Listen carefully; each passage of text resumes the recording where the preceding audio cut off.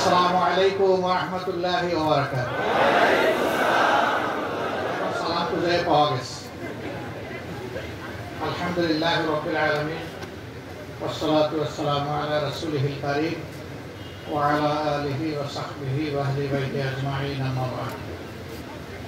বাংলাদেশ জামাত ইসলামী ঐতিহ্যবাহী গাজীপুর মহানগর শাখা আয়োজিত আজকের রোপণ সম্মেলনের সম্মানিত সভাপতি মহানগরী আমির অধ্যাপক জনাব জামাল উদ্দিন আহমদ, মঞ্চে বসা বিশেষ অতিথি বাংলাদেশ জামাত ইসলামের নির্বাহী পরিষদের অন্যতম সদস্য বিশিষ্ট শিক্ষাবিদ, এই অঞ্চলের সমন্বয়কারী জনাব অধ্যক্ষ ইজ্জতুল্লাহ, মহানগর এবং জেলা শাখার সম্মানিত নেতৃবৃন্দ, কেন্দ্রের আরেকজন মেহমান রয়েছেন এই অঞ্চলের 3 সদস্য জনাব মৌলানা শফিকুর রহমান মাদানী, রূপন ভাই ও বোনেরা, আলহামদুলিল্লাহ রাব্বিল আলামিন। সেই মহান প্রভুর শুকরিয়া আদায় করছি যিনি বিশেষ 3টা দিক থেকে আজকে আমাদের উপর গ্রহণ করেছেন। নাম্বার 1, 1.5 যুগ পরে আল্লাহ তাআলা খোলামেলা আমাদেরকে এইভাবে বসার তৌফিক দান করেছেন। নাম্বার 2, আল্লাহ রাব্বুল আলামিন মনের কথাগুলো আমাদেরকে মন খুলে বলার পরিবেশ দান করেছেন।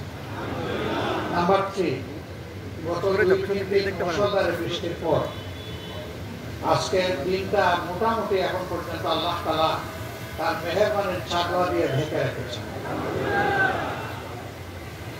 আল্লাহ তাআলার দরবারে দোয়া করি আজকের তামাম আয়োজন এই পর্ব শেষ হলে শহীদ পরিবার এবং সুধীবৃন্দের সাথে দ্বিতীয় পর্বে আমাদের মত বিনিময় রয়েছে। আল্লাহ তাআলা যেন তার রাহমার হাত, নুসরার হাত আমাদেরকে বাড়িয়ে দিন এবং সামগ্রিক কর্মসূচি আল্লাহ তাআলা নিজস্ব তত্ত্বাবধানে যেন নিরাপত্তার সাথে আঞ্জাম দেওয়া যায়। ঘোষক বলেছেন রূপন ভাইদের উদ্দেশ্যে বক্তব্য দিব। দেখেন এখন বৈষম্য বিরোধীর সময়, আজকে এখানে আসলাম নাস্তার সময় বিশাল উঁচু এক চেয়ার আমার জন্য রাখছে, তা আমি এটাতে বসি নাই। 2 জন এসে বললেন যে এটা আপনার, বললাম আমি এখন বৈষম্য বিরোধী, আমি ওই চেয়ারে বসবো না। তো এইখানেও ঘোষণার সময় বোনরা মাইনাস বৈষম্য না, এটা চলবে না। এখানে রূপন ভাইয়েরাও আছেন, বোনেরাও আছেন, সুতরাং কোনো বৈষম্য আমরা মানব না। ইনশাআল্লাহ এই সমাজকেও কাউকে আমরা টুকরা টুকরা করতে দেব না। বাংলাদেশ মিলে ঐক্যবদ্ধ জাতি আমরা দেখতে চাই। যার যার দল, ধর্ম, মত তার কাছে থাকবে, কিন্তু জাতীয় ইস্যু এবং স্বার্থে আমরা সবাই এক।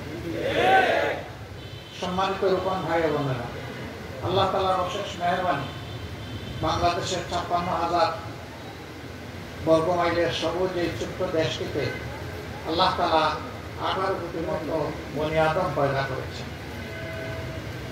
আবাল বৃদ্ধ বনিতা নারী পুরুষ মিলে আমাদের এই বাগান, বিশ্বের কোথাও এত ছোট জায়গায় এত মানুষ বসবাস করেন। সবচেয়ে ঘনবসতির দেশ হচ্ছে বাংলাদেশ। আল্লাহ তাআলার আরো শুকরিয়া যে এই বাংলাদেশে আল্লাহ তাআলা বিপুল সংখ্যক তার উপর ঈমান আনা আল্লাহ বান্দাবান্দি আল্লাহ পয়দা করেছে। আদমশুমারিতে মুসলমানদের সংখ্যাটা হচ্ছে 91%, 100-র মধ্যে 91। বাকি 9% বিভিন্ন ধর্মের ভাই বোনদেরকে নিয়ে গঠিত হয়েছে।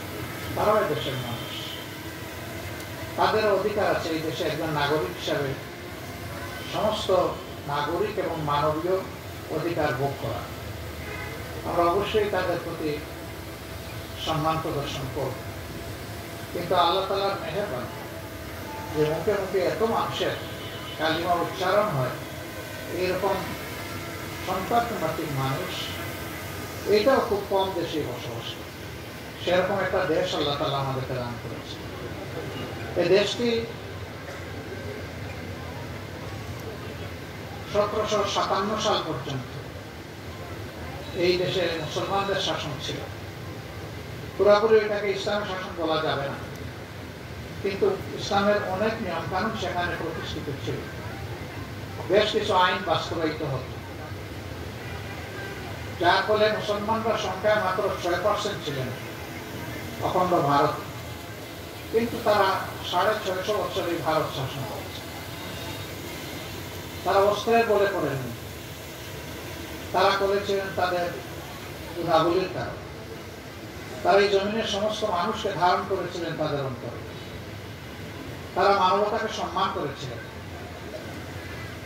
কিন্তু দীর্ঘ শাসনের পর একটি কুচক্রী মহল ব্রিটিশদের হাতে হাত মিলিয়ে আমাদের তৎকালীন এই দেশের যে আত্মশাসন, আত্মনিয়ন্ত্রণ অধিকার যেটা ছিল, এটা ওদের হাতে তুলে দেয় এবং দেশ 190 বছরের জন্য ব্রিটিশের অধীনে চলে যায়। তারা এই দেশবাসীকে শাসন উপহার দেয়নি, তারা এই অঞ্চলে ব্যাপক শোষণ চালিয়েছে। ইবনে বতুতার ভ্রমণ কাহিনী যারা পড়েছেন তারা নিশ্চয়ই জেনেছেন যে ভারত তখন বিশ্বের মধ্যে একটি সমৃদ্ধশালী দেশ ছিল। ব্রিটিশরা এই দেশে ইস্ট ইন্ডিয়া কোম্পানির নামে ব্যবসা করতে এসেছে। তারা ব্যবসার কৌশল হিসাবে সারা দুনিয়া থেকে উন্নত মানের সওদা নিয়ে আসতো, স্বল্প লাভে জনগণের হাতে তুলে দিত। এইভাবে জনগণকে তারা ব্যবসায় আকৃষ্ট করল। ফলে দেশীয় ব্যবসাগুলো তাদের হাতে ধ্বংস হয়ে গেল, একচেটিয়া তাদের হাতে চলে গেল। অর্থনৈতিক কর্তৃত্ব যখন পুরাপুরিভাবে তাদের হাতে চলে গেল, তখন তারা চিন্তা করলো শুধু ব্যবসা করবো কেন, এই দেশের মালিকই হয়ে গেল।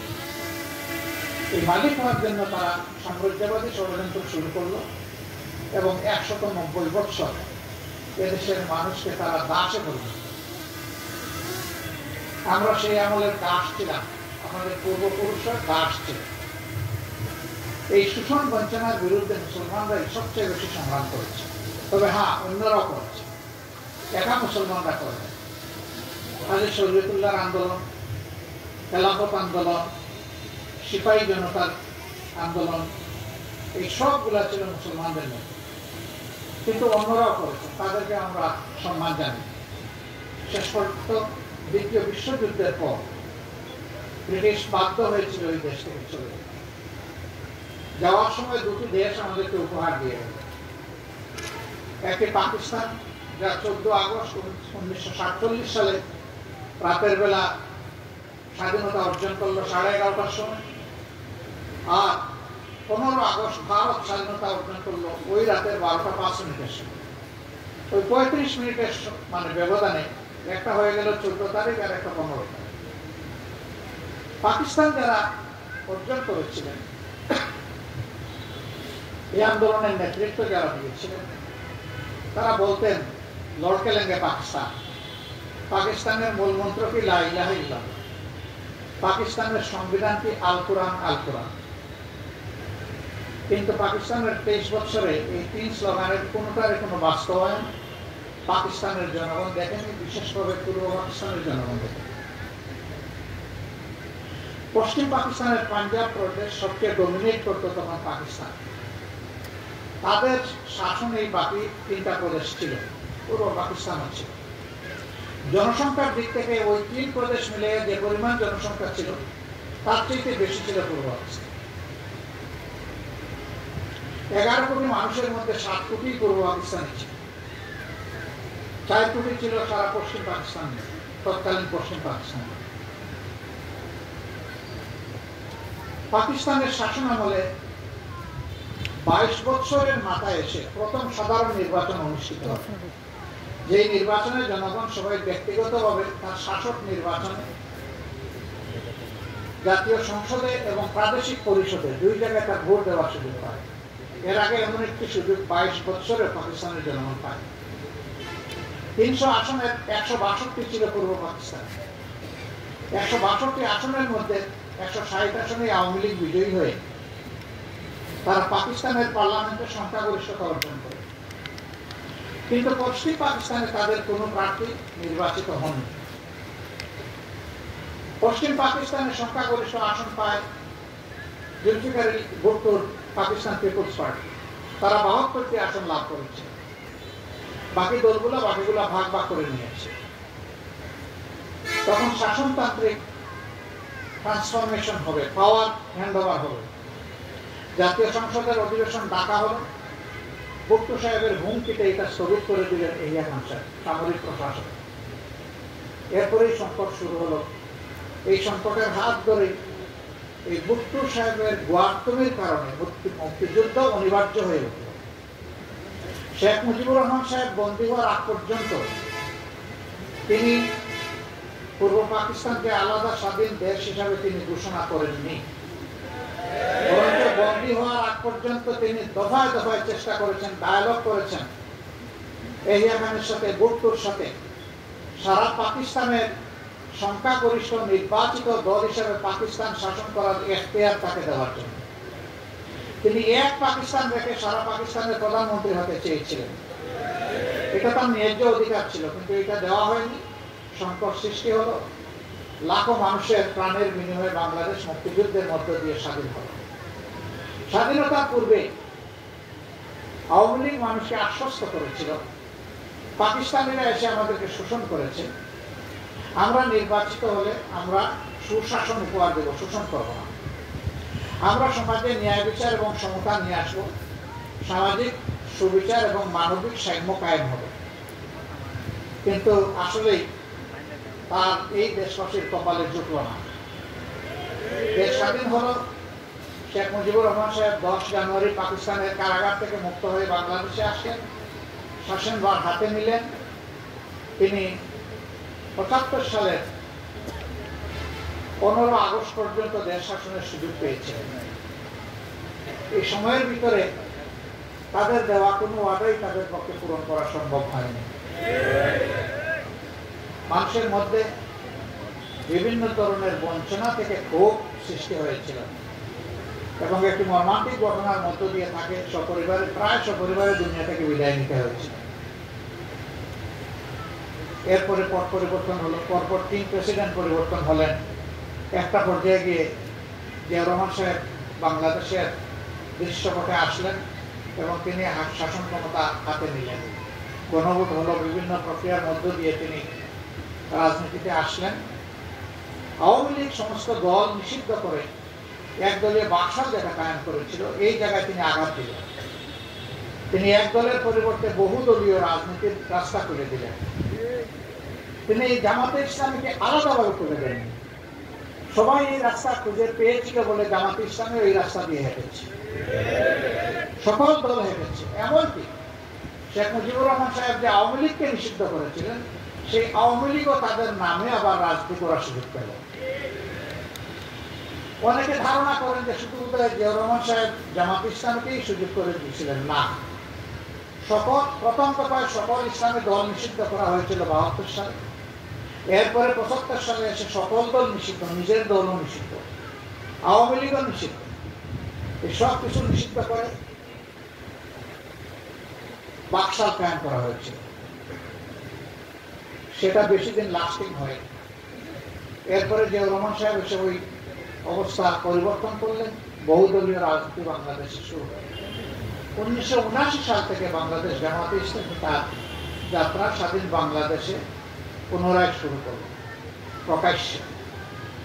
সেই যাত্রা শুরুর লগ্নে বাংলাদেশ জামাতে ইসলামের রোপণ সংখ্যা 2500 ছিল।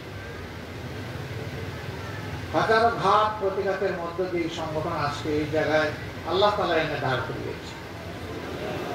এখন আপনাদের প্রিয় সংগঠনের রোপণ সংখ্যা 1 লক্ষ ছুঁই। আলহামদুলিল্লাহ, সংখ্যার দিক থেকে আমরা অনেক এগিয়েছি, কিন্তু আল্লাহ তাআলা সংখ্যার চাইতে পছন্দ করেন আমাদের মধ্যে কোয়ালিটি বা গুণাবলী কতটুকু পয়দা হয়েছে, এবং নিঃসন্দেহে সেটা হতে হবে মুমিনের গুণাবলী।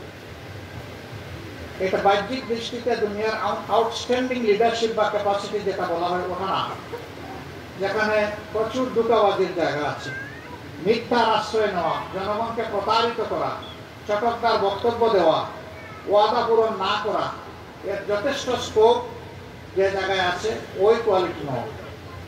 বরঞ্চ মুমিন কথা দিলে তার দিল থেকে দিবে এবং সে নিজে প্রথমে আমল করবে, তারপরে তার যত জায়গায় কাজের জগৎ আছে, সমস্ত জায়গায় সে কায়েম করবে, করার জন্য চেষ্টা করবে।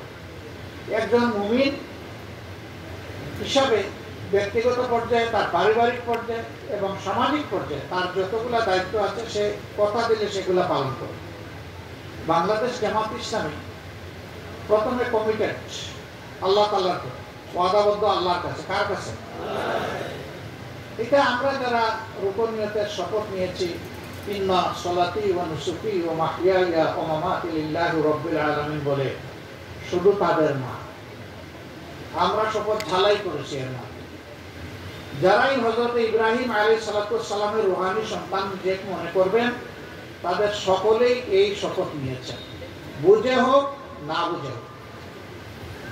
আল্লাহ তাআলার কাছে নিজের তামাম সত্তা তুলে দেওয়ার পর এখন আপনি আমি স্রেফ আল্লাহ তাআলার নিয়ামতের পাহারাদার ছাড়া আর কিছু নেই, আমানতদার ছাড়া আর কিছুই নেই।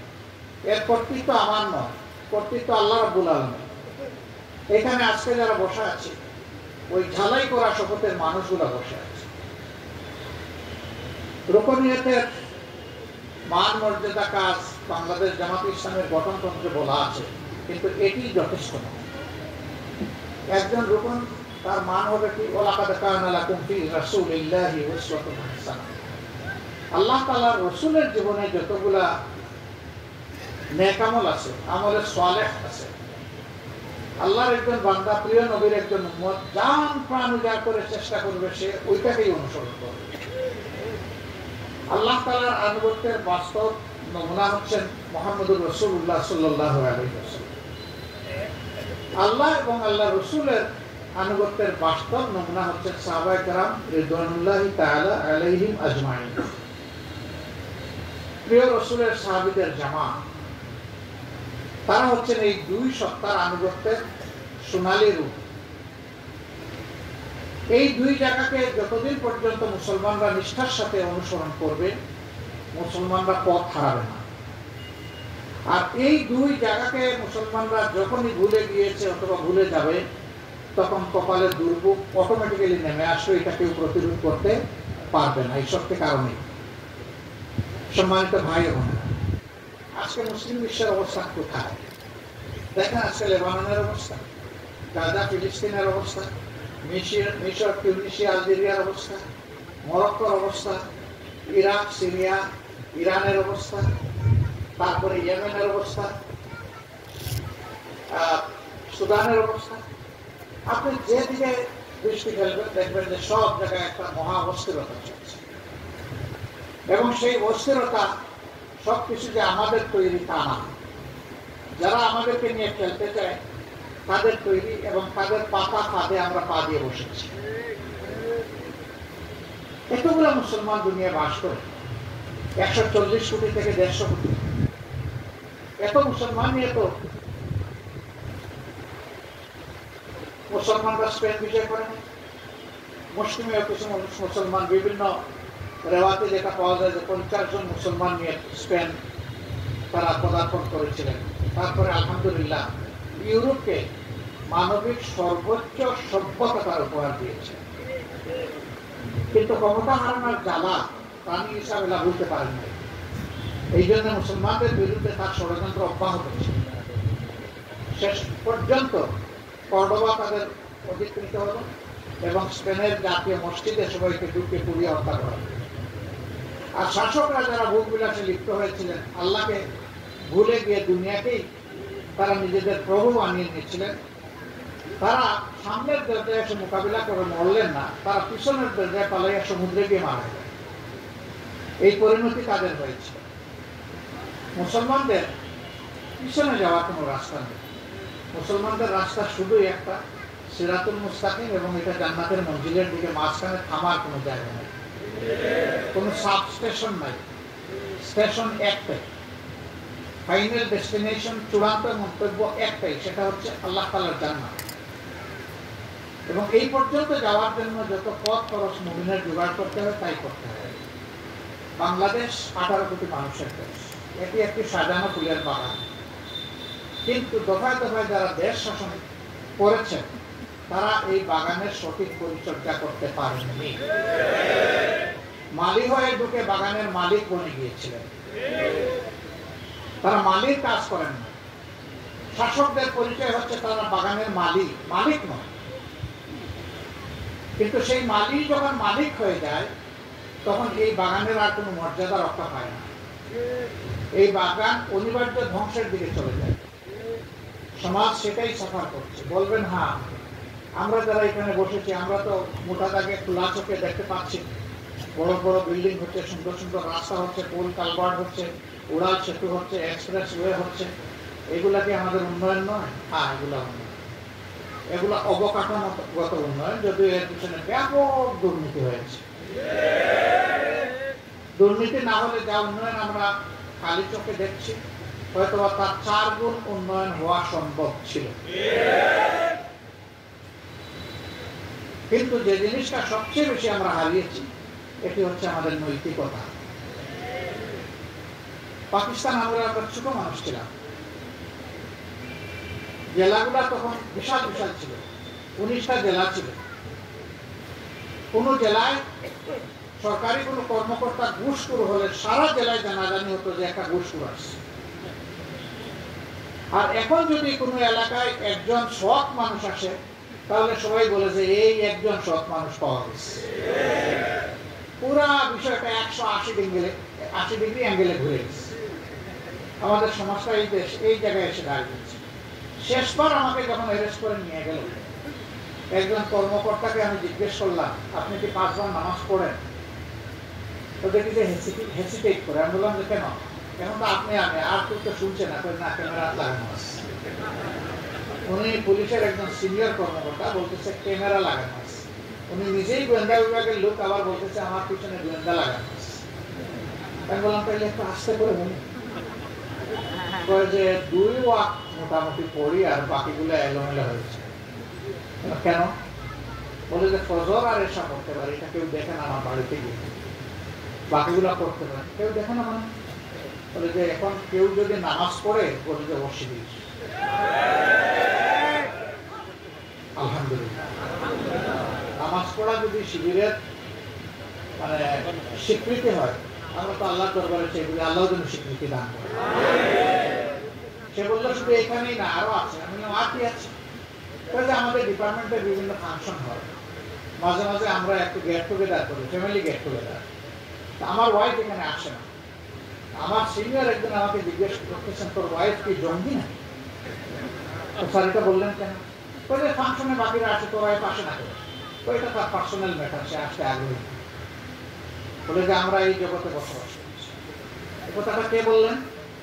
যার ফ্যামিলির সমস্ত মানুষ আওয়ামী লীগ করে, যিনি তার স্টুডেন্ট লাইফে একটা বিশ্ববিদ্যালয়ের ছাত্রলীগের একজন দৃশ্যমান নেতা ছিলেন। এটা তার অভিযোগ। তাহলে বাংলাদেশটাকে ট্রেনে কোথায় নিয়ে ফেলা হয়েছিল এখান থেকে কিছু বোঝা যাচ্ছে না? এই পর্যায়ে আমরা চলে গিয়েছিলাম। যারা এই দেশটা 15.5 বছর শাসন করেছেন তারা মনে করেছেন যে তারা এই দেশের মালিক। তবে তারা না, সারাটা দেশ এক ব্যক্তির কাছে জিম্মি হয়ে পড়েছিল। আনা রাব্বুকুমুল আ'লা, একজন বলছিল না ইতিহাসে? ওরকম পর্যায়ে একজন নিজেকে নিয়ে গিয়েছিল এবং তিনি গর্ব করেই বলেছিলেন, আমার চাই অ্যাবসলিউট পাওয়ার। অ্যাবসলিউট পাওয়ার কি আল্লাহ ছাড়া কারো হয়? অ্যাবসলিউট পাওয়ারের মালিককে আল্লাহ, আর বাকি সবাই কি তার দাস। তিনি অ্যাবসলিউট পাওয়ার চাইলেন। হ্যাঁ, নিজের মতো করে অ্যাবসলিউট পাওয়ার হাতে নিলেন, কিন্তু আল্লাহ যার উপর থেকে হেফাজতের চাদর উঠে নেন তার আর কোনো নিরাপত্তা থাকে না। তিনি 4 তারিখ পর্যন্ত জান প্রাণে চেয়েছিলেন যে কোনো মূল্যে তিনি থাকবেন। আমরা শুনি তিনি বাহিনীদেরকে বলেছিলেন, বাহিনীর লোকদেরকে, যে কত লোক মেরে এই আন্দোলন দমন করা যাবে। ওরা নাকি বলেছিল মিনিমাম 1 লক্ষ। তিনি বলেছিলেন তাও তোমরা দমন করো। ক্ষমতার ক্ষুধা এত মারাত্মক যে 1 লক্ষ নিজের দেশের মানুষ খুন করে, মাদার অফ হিউম্যানিটি, তাই না? তার লোকেরা তাকে মাদার অফ হিউম্যানিটি বলতো না? গাজীপুরে ব্যানার সাটানো হয়নি? সারা দেশে ব্যানার সাটানো হয়নি? কখন হয়েছিল? যখন বার্মিজ আমাদের মুসলিম ভাই বোনদেরকে জনগণের চাপে বাধ্য হয়েছিলেন বাংলাদেশে একটু আশ্রয় দিতে, তখন তিনি হয়ে গেলেন মাদার অফ হিউম্যানিটি। যিনি নিজের সন্তানদেরকে গুলি করে হত্যা করতে পারেন, তিনি কি মাদার অফ হিউম্যানিটি হতে পারেন?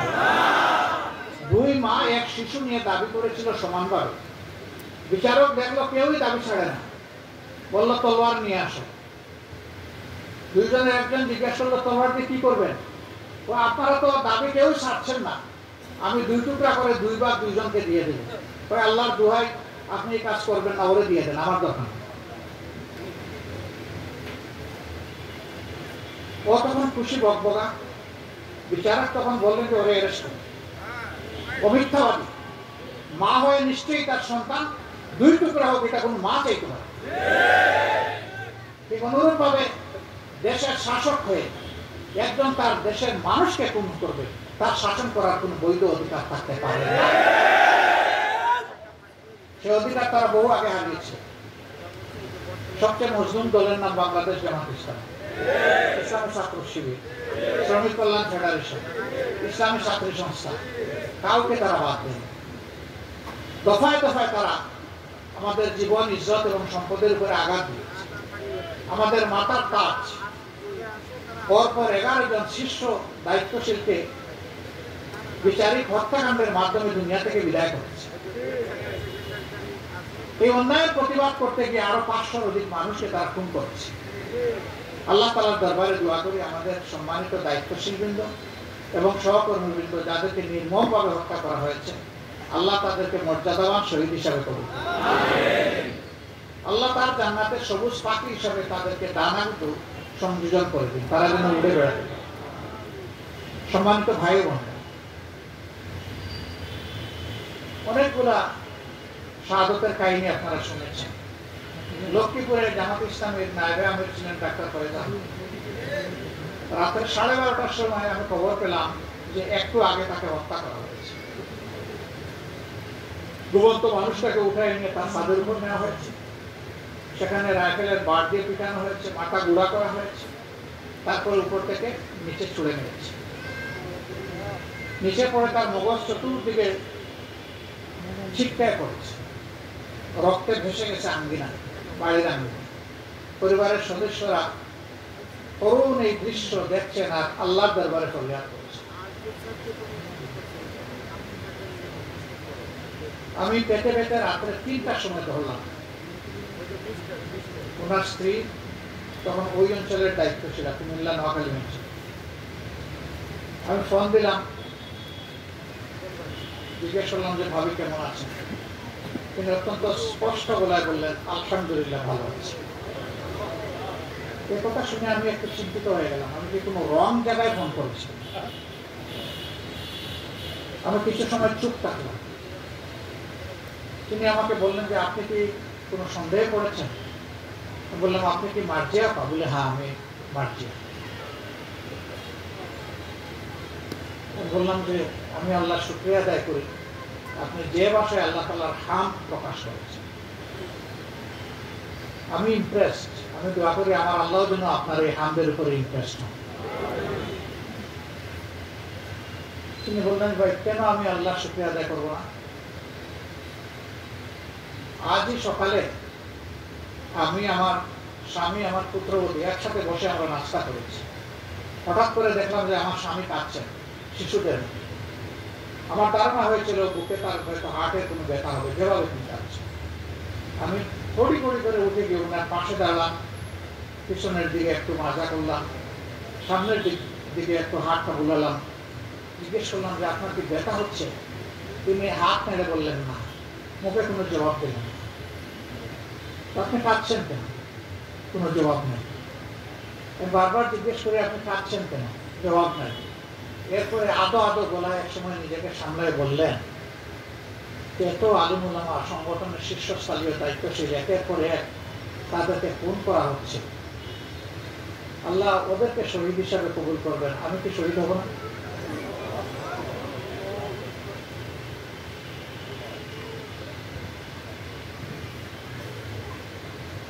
এ তালিকায় আমার নামটা আল্লাহ উঠাইতে পারেন না? তার স্ত্রী তাকে সান্ত্বনা দিয়ে বললেন যে শহীদ তামান্না তো আমাদেরও আছে, তালিকায় আল্লাহ কার নাম অন্তর্ভুক্ত করবেন এটা একান্ত আল্লাহ তাআলার ইখতিয়ার, আমরা তো দরখাস্ত করে রেখেছি, আপনি নাস্তা খান। তিনি এরপর আর নাস্তা খেতে পারেন, এখানেই হাত ধুয়ে পানি খেয়ে শেষ করেছেন। তিনি বললেন যে সকাল 9:30 ঘটনা, আর আল্লাহ তাআলা রাত 12:15 তাকে শহীদ হিসাবে কবুল করলেন। ভাই, আল্লাহর বান্দার ডাক দিয়ে এত তাড়াতাড়ি আল্লাহ কবুল করলেন, আমি কেন আল্লাহ তাআলার প্রশংসা করব না?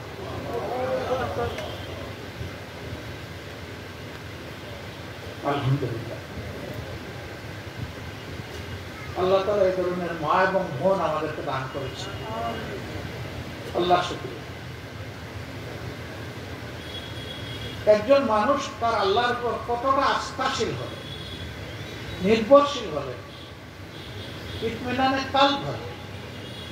ফাঁসিতে যাওয়ার আগে বলতে পারেন, বাবা কোন পোশাক পরে যাব ফাঁসির মঞ্চে।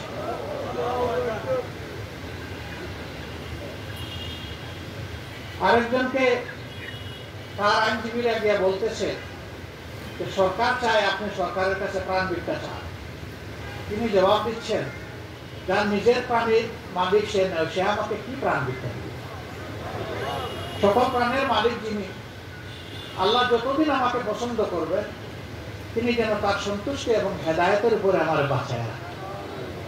আর যখন পছন্দ করবেন তখন যেন আল্লাহ আমাকে নিয়ে যান।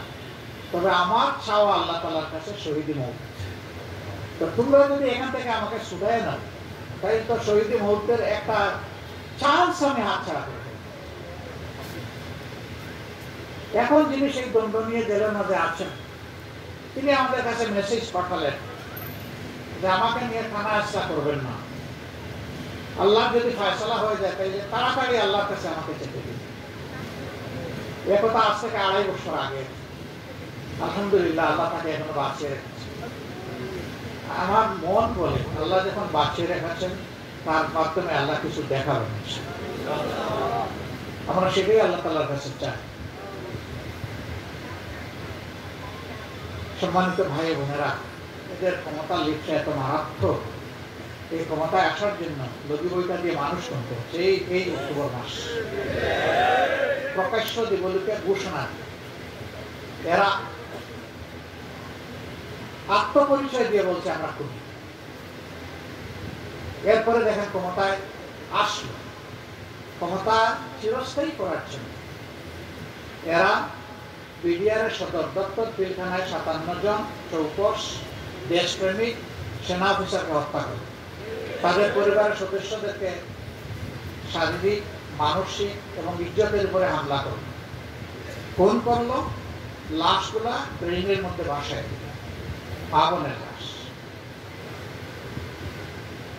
বিডিআরের কিছু সদস্য এই ষড়যন্ত্রের সাথে জড়িত ছিল, এদের সংখ্যা খুব কম। গেলে এদের সাথে আমাদের দেখা হচ্ছে, আমরা হাতে হাত ধরে বলেছি, মনে করো এটা কোরআন শরীফ, তুমি বলো তো তুমি ছিলা কিনা। বলেছি ছিলা, তো কতজন ছিলা?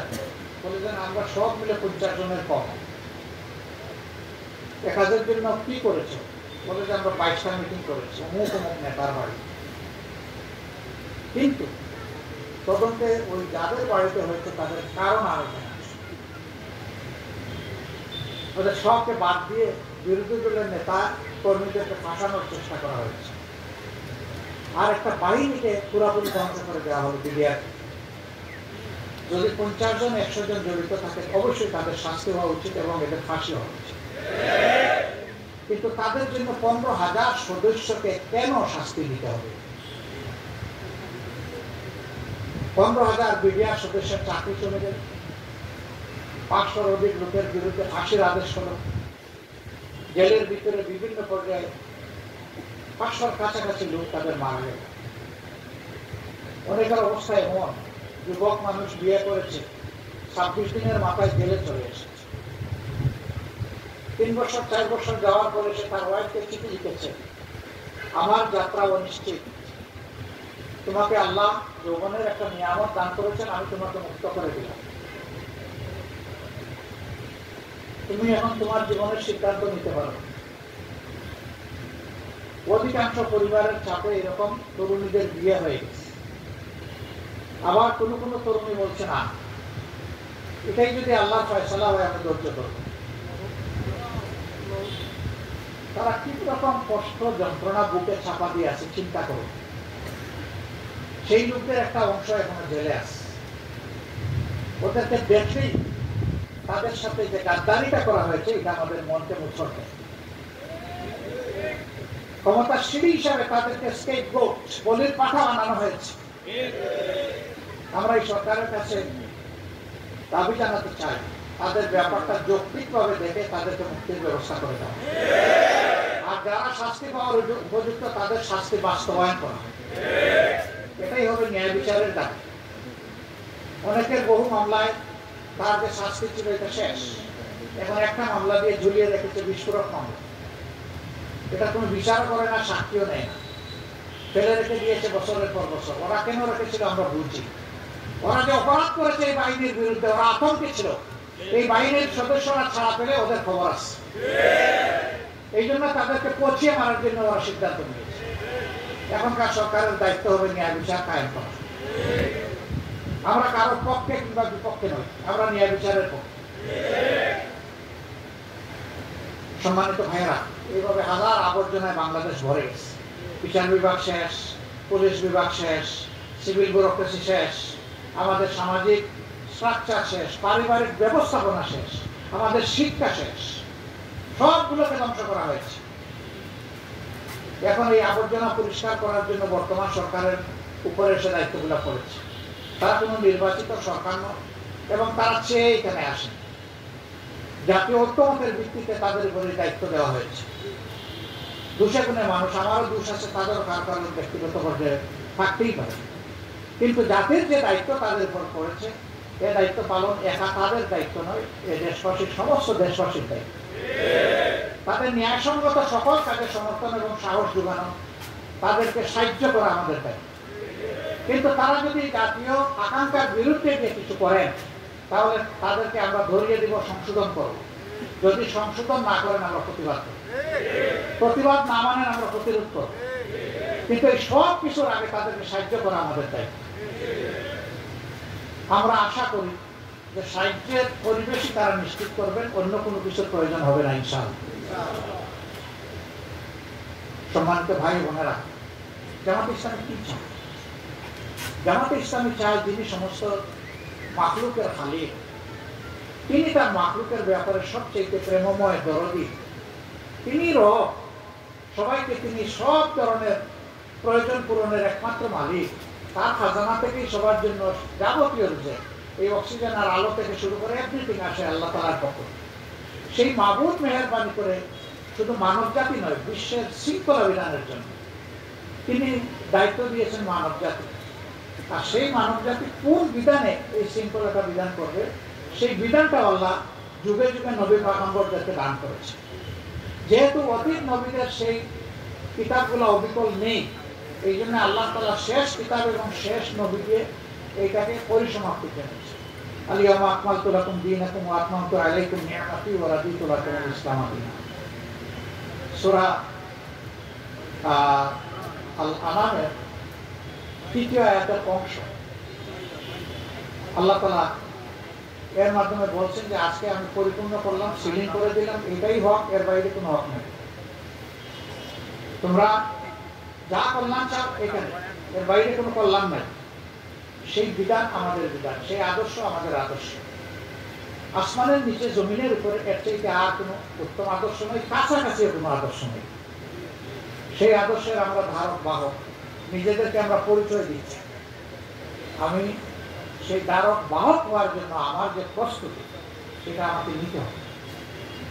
তবে আমি ব্যক্তিগতভাবে বিশ্বাস করি যে আমার সহকর্মীদের সকলের ইলমি এবং আমলি মান আমার চেয়ে ভালো, এটা আমার বিশ্বাস। কারণ আমি আমার দুর্বলতা, আমার আল্লাহর সাথে আমার বেষ্টন আপনাদের সবার চাইতে আমি বেশি জানি আমার ব্যাপার, আর আমার আল্লাহ তার চেয়ে বেশি জানি। সুতরাং আমি সেই আল্লাহকে ভয় করি যে আমার যে কোনো একটা অপরাধকে আল্লাহ ধরে যদি আমাকে মোচড় দিয়ে পাউডার বানাতে চান, আমাকে রক্ষা করার কেউ থাকবে না।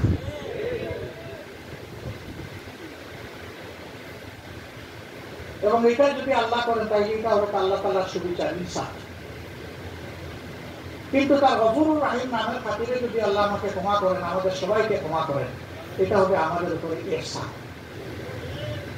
আমরা আল্লাহ তাআলার ইহসানের কাঙ্গাল। ইনসাফ করলে বাঁচবো না, এটা আমার বিশ্বাস, কিন্তু ইহসান করলে আমরা পেয়ে যাবো ইনশাআল্লাহ। এইভাবেই শুধু আল্লাহ তাআলাকে পাওয়া আমাদের পক্ষে সম্ভব। এবারকার পরিবর্তনের সাথে সাথে আমরা কিছু মেসেজ দফায় দফায় দিয়েছি। এর মাঝে একটা মেসেজ ছিল যে রাষ্ট্রের সকল জনগণের জান, মাল এবং ইজ্জত এখন থেকে আমরা আমানত হিসেবে বিবেচনা করব। কাজে কারো জানের উপর, মালের উপর, ইজ্জতের উপর আমাদের হাত পড়বে না। বরঞ্চ কেউ হাত যদি আমার সামনে দিতে আসে, আমি তার হাত ফিরিয়ে দেব, না হাত দিতে পারবা না।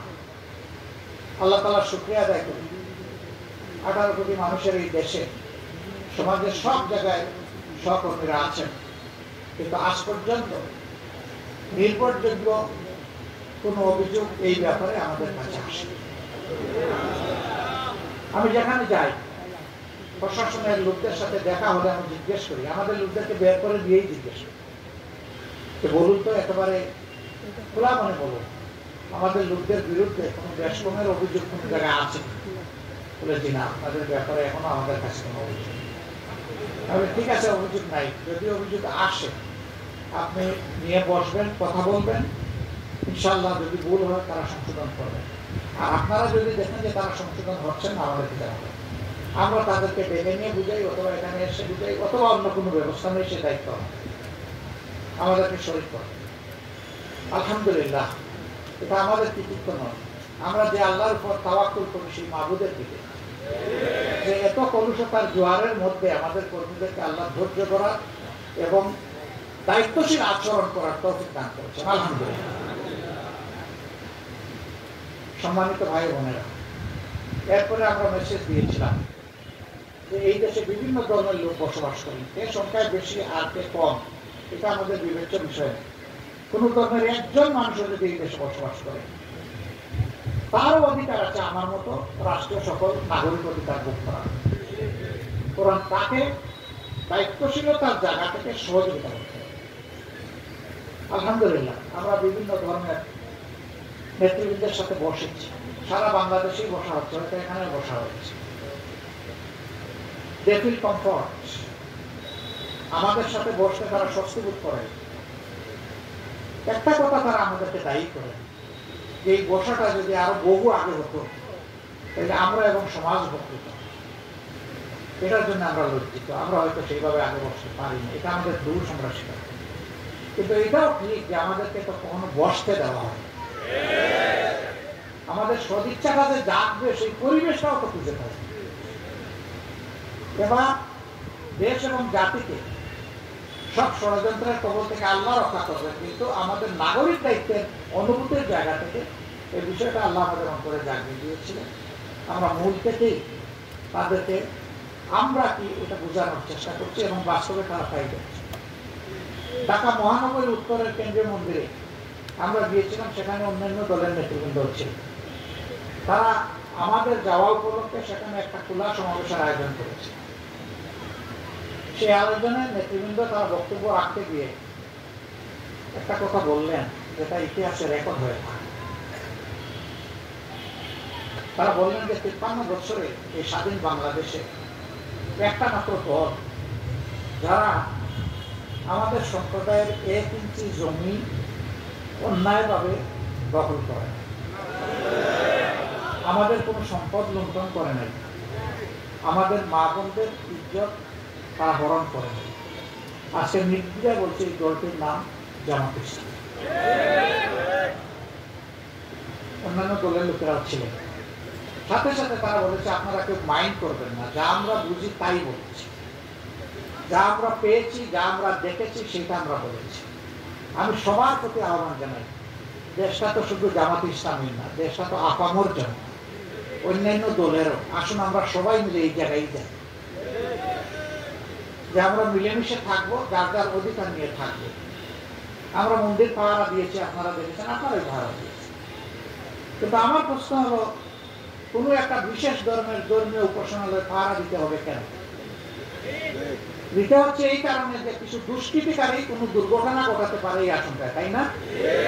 আমার মসজিদ যদি পাহারা দেওয়ার দরকার না হয়, এমন একটা দেশ করতে হবে সেখানে মন্দিরও যেন পাহারা দেওয়ার প্রয়োজন না হয়।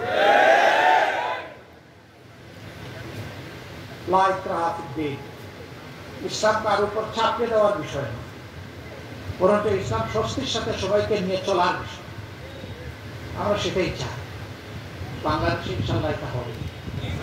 আমরা এই ব্যাপারে খুবই আশাবাদী। গত হজে আল্লাহ তাআলা আমাকে যাওয়ার তৌফিক দিয়েছেন। অনেক মানুষের সাথে দেখা, সবাইকে তো চিনি না, কেউ কেউ আইসা নাম ধরেই বলে, কেউ কেউ অন্যভাবে বলে, সালাম দেয়, পরিচিত লোক, আবার কেউ কেউ এসে থাকায় থাকে। বলে আমার মধ্যে আপনি কাউকে খুঁজছেন? বলে যে জি। বলে হ্যাঁ আমি সেই ব্যক্তি। তখন সালাম দেয়, হাত মেলায়, সবাই চিনা করছে না, সবাই জিজ্ঞেস করে এই জুলুমতন্ত্র থেকে আমাদেরকে বাঁচার কোনো পথ আছে? আমি বলতাম কেন নয় ভাই? তো কিভাবে? এই যে জায়গায় আসছেন চোখের 2-4 ফোঁটা পানি দিয়ে আল্লাহকে বলেন, এটা দোয়া কবুলের বিশেষ নেই, এখানে বলেন ইনশাআল্লাহ পানি দিতে যাবে। তো বুঝলাম, তো বললাম, বলতেছি খবর পাচ্ছি না। আমি যে আপনার ক্যালেন্ডার আর মাহবুদের ক্যালেন্ডার এক না, আপনার 50,000 বছর আর আল্লাহ তাআলার একদিন। আল্লাহ তাআলা তার ক্যালেন্ডারে চলেন, আমরাও তার ক্যালেন্ডারে চলতে বাধ্য। সুতরাং আমাদেরকে সবর করতে হবে। কারে দিয়ে হবে? আমাদের যুব সমাজকে দিয়ে হবে। সব সমাজ তো যুব সমাজে পরিবর্তন করেছে, তাদের দিয়ে হবে। তো মানুষ হাসে কিন্তু বলে এই মোবাইল মার্কা যুব সমাজকে দিয়ে, যারা মোবাইলে পড়ে থাকে সারাদিন, টিকটক নিয়ে পড়ে থাকে, ফেসবুক নিয়ে পড়ে থাকে, ইউটিউব নিয়ে পড়ে থাকে, আপনি তাদের কথা বলছেন? বলে হ্যাঁ আমি তাদের কথা বলছি। বলে কিভাবে সম্ভব? বলে কোন ফায়াতুনের মালিকের জন্য সব সম্ভব। তখন এটা জানতাম না যে এই মোবাইল জেনারেশনই এই দেশে আলহামদুলিল্লাহ পিলারের মধ্যে লিখে রেখেছে রক্ত গরম মাথা ঠান্ডা।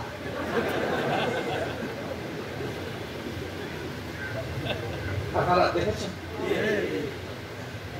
রক্ত গরম না হলে বাতিলের উপরে আঘাত দেওয়া যায়, আর মাথা যদি ঠান্ডা না থাকে তাইলে ফাউল করবে, তাইলে বোঝা গেছে যে এদের মাথা ঠিক আছে। সম্মানিত ভাইরা, হয়ে গেল। এখন হয়ে যাওয়াটাই শেষ নয়। অনেকে বলে আমরা স্বাধীন হয়েছে, আমি বলি না, প্রকৃত স্বাধীনতার দুয়ারটা মাত্র ওপেন হয়েছে। কাজ অনেক বাকি, চ্যালেঞ্জ অনেক সামনে, ষড়যন্ত্র দফার পর দফা হবে। এখানে জাতীয় ঐক্য বজায় রেখে বিশেষ করে এদেশের মুমিন মুসলমানদেরকে বেশি সতর্ক। অনেক ঘটনা ঘটানো হবে, হচ্ছে মুসলমানদেরকে বেইজ্জত করার জন্য। বিদেশে প্রচারণা শুরু হয়ে গেছে বাংলাদেশে মৌলবাদের উত্থান। ভাই মৌলবাদ কোনটা? হেলমেট মুগল মৌলবাদ নাকি রাস্তায় নিরাপদে হাঁটা মৌলবাদ? যারা হেলমেট নিয়ে নামলো, মুগল নিয়ে মানুষ খুন করলো, গুলি চালালো, এই সমস্ত সন্ত্রাসীদেরকে আপনি দেখেন না? মানুষ নিরীহভাবে, সভ্যভাবে, ভদ্রভাবে তার ইজ্জত নিয়ে, ইমান নিয়ে, আমল আখলাক নিয়ে বাঁচতে চায়, এটার নাম মৌলবাদ। এটা যদি মৌলবাদ হয় 100 বার মৌলবাদ, সমস্যা নেই। এটাই তো চায় দেশের জন্য। সভ্য দেশের নাগরিক হিসাবে মর্যাদার সাথে বাস করছি। আমরা সেই দেশটাই চাচ্ছি। এই দেশ গড়ে দিবে কে? বলেছিলাম পরিবর্তন করবে যুব সমাজ, কিন্তু গড়বে কে? তারাই পারবে শুধু। এখানে আমাদের সকলের অংশগ্রহণ লাগবে। এই গড়ে দেওয়ার জায়গায় আলহামদুলিল্লাহ, এই যে একটু আগে বললাম না যে আমরা এই অনেক কাজ থেকে আল্লাহ আমাদেরকে পরিবর্তনের পরে হেফাজত রেখেছেন। আমাদের কম্পারিজন সমাজের মানুষের সাথে নয়, তারা আমাদের পাথেও নন, তারা আমাদের আদর্শ নন, যে তাদের চেয়ে আমরা ভালো, এই আত্মতৃপ্তিতে ভোগার কোনো সুযোগ নেই। সাহাবায়ে কেরামের যে সমাজ ছিল, ওই সমাজ আমাদের কাছে আদর্শ সমাজ।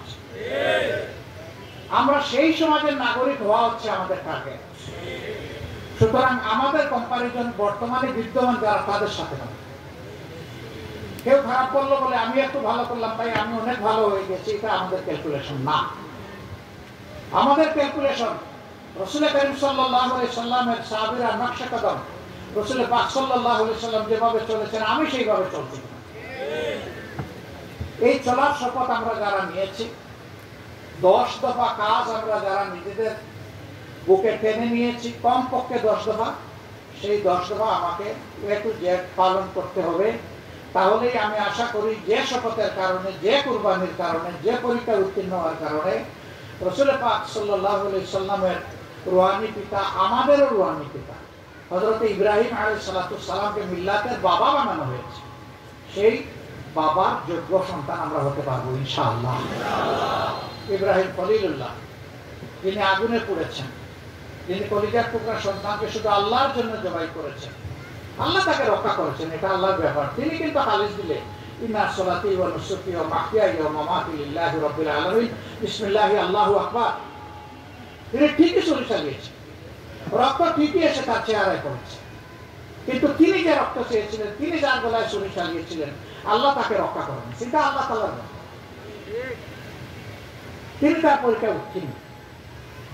ওই জবাইয়ের মধ্য দিয়ে কার্যত তার সমস্ত রূহানী সন্তানেরা তাদের নফসকে জবাই করেছে। এখন আমার মন এটা চায় তাই এটা করবো, ওটা চায় না তাই আমি ওটা করবো না, এই শপথ নেওয়া লোকদের জন্য এই রাস্তা খোলা নেই। আমার আল্লাহ যা চান তা আমি করবো, আমার আল্লাহ যা অপছন্দ করেন তা আমি করবো না। এখানে আমার নফসের কোন জায়গা, তো নফস ছেড়ে দিবে, শয়তান আপনাকে গুড বাই জানাবে, খোদা হাফেজ বলবে, কত আরো শক্ত করে লাগবে আপনার সাথে, আপনাকে বিভ্রান্ত করার জন্য, ক্ষতিগ্রস্ত করার জন্য। অনবরত আল্লাহ তাআলার দরবারে এই শয়তান থেকে তাওযুব, আমাদেরকে ক্ষমা চাইতে হবে, আত্মরক্ষা চাইতে হবে, আল্লাহ সাহায্য চাইতে হবে, নিজেকে সতর্ক রাখতে হবে এবং একজন সতর্ক মুমিন হিসেবে পথ চলতে হবে। তার জন্য 4টা জিনিস লাগে। নাম্বার 1 হচ্ছে যে কাজটাই করবো সহিহ নিয়তে করবো, ইখলাসের সাথে। এই জায়গায় কোনো বেশকম হইলে বাকি 3 ধাপ নাই, নষ্ট। দ্বিতীয় ধাপটি হচ্ছে উইজডম, জ্ঞান, প্রজ্ঞা। এর ভান্ডার হচ্ছে কিতাবুল্লাহ এবং সুন্নতে রাসূলুল্লাহ সাল্লাল্লাহু আলাইহি ওয়াসাল্লাম। এই দুইটাকে ঠিক রেখে দুনিয়ার যাবতীয় হিকমার জ্ঞান, কোনো সমস্যা নেই, কিন্তু এই দুইটাকে বাদ দিয়ে নয়। ইকরা বিসমি রাব্বিকাল্লাযী খালাক, ওইটা জায়গায় ঠিক রেখে বাকি সব জ্ঞান আহরণ করবো, যার পক্ষে যতটুকু সম্ভব। যেই জাতি প্রকৃত শিক্ষায় যত আগে যায়, সেই জাতি আল্লাহর কাছে তত তাড়াতাড়ি পৌঁছে যায়, সেই জাতি দুনিয়ার মর্যাদার আসনে তাড়াতাড়ি বসে যায়। অতএব কোরআন হাদিসকে আমরা রিপোর্টের কলাম পূরণ করার জন্য রাখবো না, প্রকৃত অর্থে আমাদের রবকে খোঁজার জন্য। আমার রব কত সুন্দর এটা জানার জন্য, আমার রব কত ভালো, কত মহান, আমার রবের রুবুবিয়ত কত বিশাল, আমার রবের পর আমার কত বিশাল মেহেরবানি আছে, এগুলা বোঝার জন্য আমরা কোরআন অধ্যয়ন করি। একই সাথে প্রিয় রব যে তামাম আলমের জন্য এত মেহেরবানি করলেন, আমি যেন তার সমস্ত নিয়ামত বুঝে শুনে অন্তরের সমস্ত আবেগ দিয়ে আমি যেন শুকরিয়া আদায় করতে পারি, এই উদ্দেশ্যে আমরা কোরআন এবং হাদিস পড়ি। 3 নম্বর, কোনো মহান কাজ করতে হলে কোনো বীর ও কাপুরুষকে দিয়ে হবে না, এবং বিশেষ করে ইসলামের মহান কাজ কোনো বীরুর কাজ নয়। এই কাজের জন্য অবশ্যই সৎসাহসী হতে হবে, অন্য কথায় দুঃসাহসী হতে হবে। সাহসীরাই কেবল পারে কঠিন কোনো জিনিসকে জয় করতে। মিনমিন করা কাপুরুষ এটা পারবে না। আর যার অন্তরে আল্লাহ ছাড়া কারো ভয় আছে, সে সুস্পষ্টভাবে শিরকের মধ্যে লিপ্ত আছে। আল্লাহ চান না যে কোনো মাখলুক, বিশেষ করে কোনো ইমানদার বান্দা, কোন ইমানদার বান্দি আল্লাহ ছাড়া অন্য কাউকে ভয় করুক, এটা আল্লাহ চান না। আল্লাহর পরিষ্কার কথা, ইত্তাকুল্লাহ হাক্কা তুকাতিহ, আল্লাহকে তোমরা ভয় করো, তার পূর্ণ হক আদায় করো। পূর্ণ হক আদায় করার মানে হচ্ছে সমস্ত হৃদয় আর মগজ জুড়ে একমাত্র আল্লাহর ভয় থাকবে, সেখানে সুই পরিমাণ অন্য কারো ভয়ের কোনো জায়গা থাকবে না। এটি হচ্ছে হক আদায় করে আল্লাহকে ভয় করা। এখন প্রশ্ন করি যে পরীক্ষার দিনগুলোতে আমার চাকরি, আমার সংসার, আমার আয় রোজগার, আমার শরীর স্বাস্থ্য, আমার জীবন আমাকে পিছনে গামছা ধরে টেনেছিল কিনা? যদি এরকম কারো হয়ে থাকে, বিগলিত চিত্তে আল্লাহর দরবারে তওবা করা উচিত। তওবা কবুল হওয়ার জন্য যে সমস্ত হাদিয়া আল্লাহর দরবারে পেশ করা দরকার তা করা উচিত, সাদাকা করা উচিত, কঠিন শপথ নেওয়া উচিত যে আল্লাহ শয়তান আমাকে সামান্য সময়ের জন্য হলে হারিয়ে দিয়েছিল, তুমি আমাকে মেহেরবানি করে শয়তানের বিরুদ্ধে আমাকে বিজয় দান করো। আল্লাহ সাহায্য কামনা করেন, কাতর করতে করেন, আল্লাহ সাহায্যের জন্য প্রস্তুত। উদউনি আস্তাজিব লাকুম, শুধু দেখে দেখো না আমাকে, তোমাদের জবাব দিতে আমার সময় লাগবে না। আল্লাহু আকবার। আল্লাহ তো প্রস্তুত আমাদের ডাকের জবাব দেওয়ার জন্য, কিন্তু ডাকটা ডাকের মতো হতে হবে, মতলবী কোনো ডাক চলবে না। ডাক হতে হবে নিঃস্বার্থ আল্লাহর জন্য,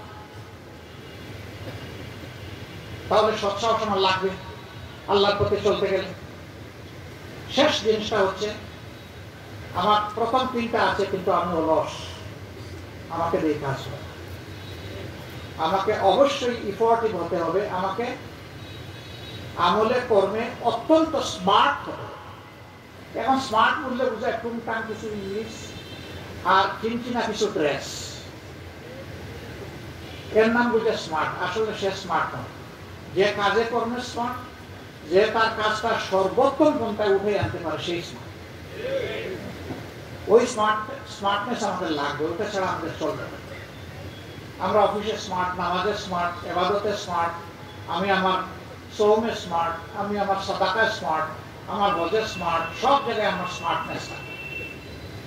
অন্য কথায় আমরা যদি বলি তাহলে আল্লাহর পছন্দের আমল আমাকে করা হয়, এটাই স্মার্টনেস। এর বাইরে কোনো স্মার্টনেস নাই। ওগুলা বৃথা, ওগুলা অভিনয়, ওগুলা ধোঁকাবাজি, ওগুলা প্রতারণা, ওগুলা নিজের নফসিয়াতকে মেলে ধরার কাজ। এই জায়গাগুলো থেকে আমাদেরকে দূরে থাকতে হবে। আর আল্লাহ যে স্মার্টনেস দাবি করেন সেই স্মার্ট আমাদের। হযরত ওমর ইবনে খাত্তাব রাদিয়াল্লাহু তাআলা তিনি কি কোনো পিএইচডি হোল্ডার ছিলেন না, মক্কার খুব জ্ঞানী কোনো ব্যক্তি ছিলেন, বিজ্ঞান ব্যক্তি ছিলেন, কিন্তু সাধারণ একজন মানুষ ছিলেন। তার একটা গুণ ছিল, তিনি দুঃসাহসী ছিলেন। তিনি আল্লাহ রাসূলকে খুন করার জন্য বের হয়েছিলেন, আর আল্লাহ তাআলা তার কপালে হেদায়েতের জন্য ওই রাস্তাকে কবুল করেন। সকালবেলার খুনি, দুপুরবেলা তিনি হয়ে গেলেন সবচেয়ে বড় আল্লাহর আবেদ। আলহামদুলিল্লাহ। এই লোকটা এত পরিবর্তন হয়ে গেলেন যে শেষ পর্যন্ত, এখন পর্যন্ত আল্লাহ রাসূল সাল্লাল্লাহু আলাইহি ওয়াসাল্লামের পরে শাসন ক্ষমতার দিক থেকে দুনিয়ার সকল রাষ্ট্রবিজ্ঞান যাকে সর্বপ্রথম কনসিডারেশনে নেয় তার নাম হচ্ছে উমর ইবনে খাত্তাব রাদিয়াল্লাহু তাআলা। এটা কাফেররাও স্বীকার করতে পারত, সবাই এটা, সমস্ত দার্শনিকরা এটা স্বীকার। কিসের বলে? আল্লাহর কোরআন এবং রাসূল করিম সাল্লাল্লাহু আলাইহি ওয়াসাল্লামের সুহবত। তার মধ্যে কোনো নেফাক ছিল না, তিনি খোলা অন্তরের মুখলেস ছিলেন। আল্লাহ তাকে জ্ঞানের যে ঘাটতি ছিল এটা পূরণ করে দিলেন। এমন পূরণ করলেন যে রাসূল করিম সাল্লাল্লাহু আলাইহি ওয়াসাল্লাম বললেন, আমার পরে কেউ নবী হলে তিনি হতেন ওমর। আল্লাহু আকবার। আল্লাহর একমাত্র বান্দা, তার কিছু চিন্তা, কিছু পরামর্শ আল্লাহর এত পছন্দ হলো, আল্লাহ তাআলা এটাকে কালামে হাকিমের অন্তর্ভুক্ত করে দিলেন, কোরআন শরীফের পাঠ বানালেন। সুবহানাল্লাহ। আল্লাহ তাকে জ্ঞানের এবং তাফাক্কু দান করেছে, গভীরতা দান করেছে। সেই কোরআন পেয়ে আমরা যদি মনিমুক্ত আহরণ না করতে পারি আমরা দুর্বল। আর কোরআনও পাইলাম কিন্তু আমল করলাম না, আরো বড় দুর্বল। আল্লাহ তাআলার হুঁশিয়ারি হচ্ছে, ইয়া আইয়ুহাল্লাযীনা আমানু লিমা তাকুলুনা মা লা তাফআলুন। তোমরা যারা ঈমান এনেছো বলে মনে করো বা দাবি করো, এমন এমন সুন্দর সুন্দর কথা কেন বলো, যে আমলটা নিজে করো না। কাবুরা মাকতান ইনদাল্লাহ। কথা সত্যি হলে, সুন্দর হলেও তুমি যদি নিজে আমল না করো, তাহলে তোমার এই কথাকে আল্লাহ ঘৃণা করেন, তোমার এই কথায় আল্লাহ রাগ হয়, গুসা হয়, তিনি ক্রোধান্বিত হয়। আনতাকুলু মা লা তাফআলুন, বলবে কিন্তু নিজেই করবে না। আমাদের কার অবস্থাটা যেন এমন না।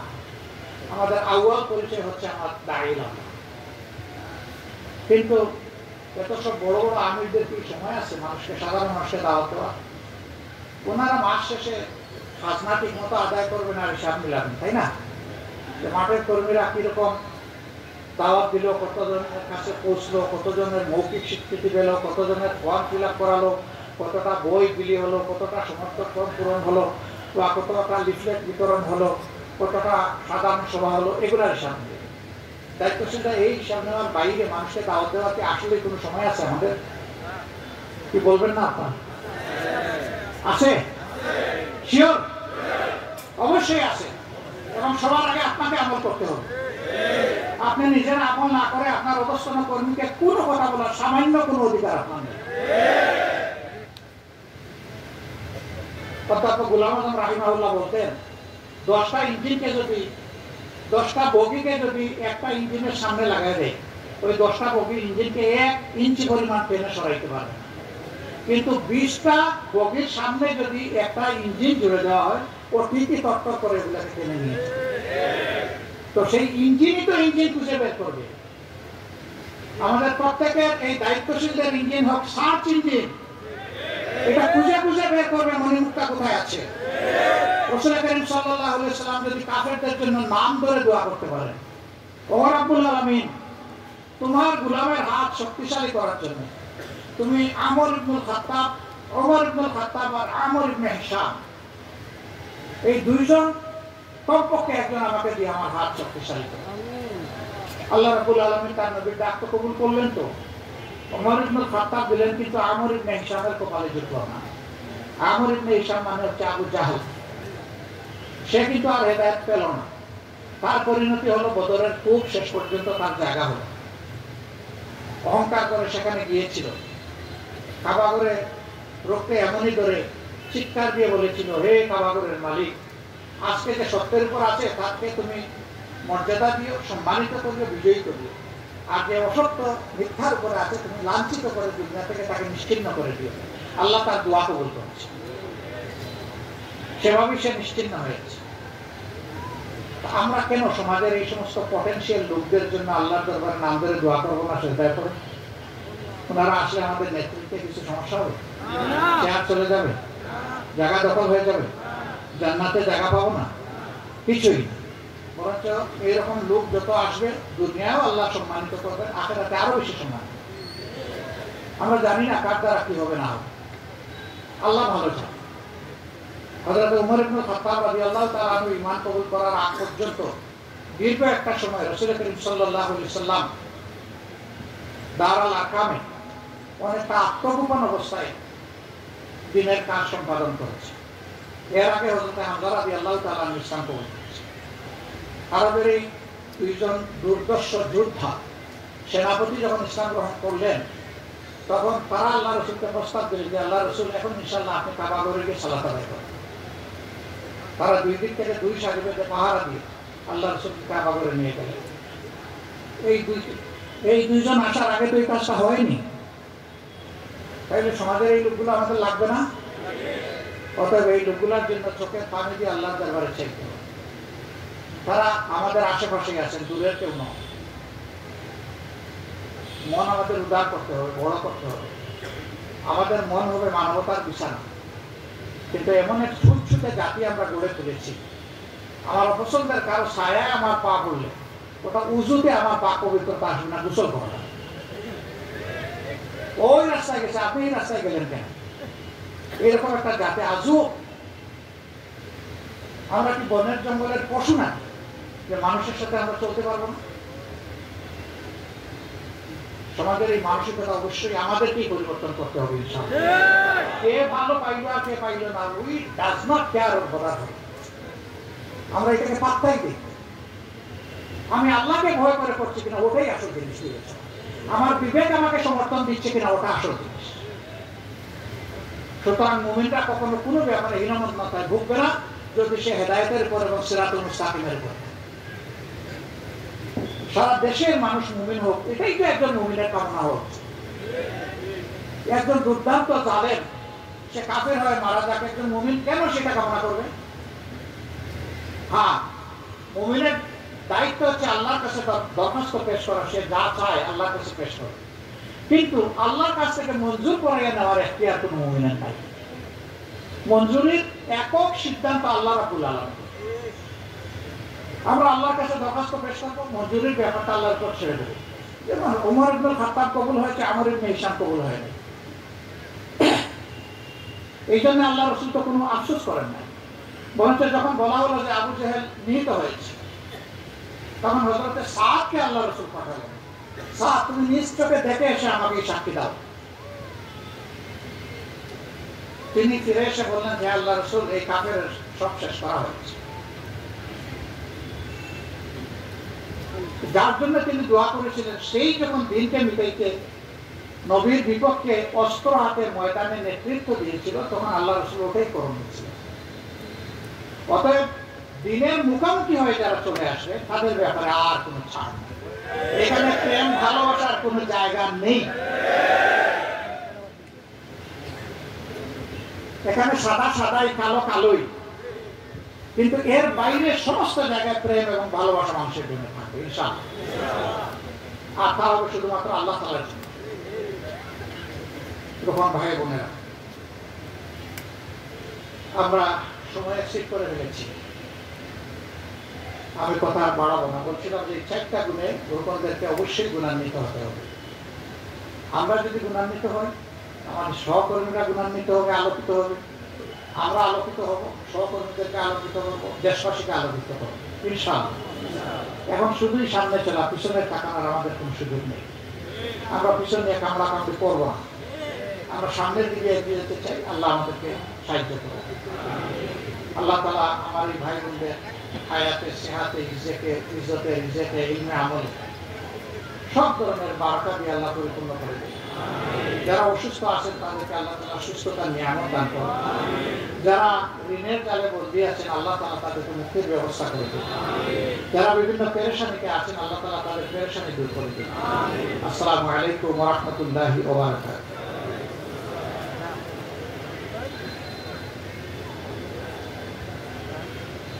আলহামদুলিল্লাহ, আমাদের রোকন ভাই বোনদের উদ্দেশ্যে যে নসিহত পেশ করলেন মুহতারাম আমিরে জামাত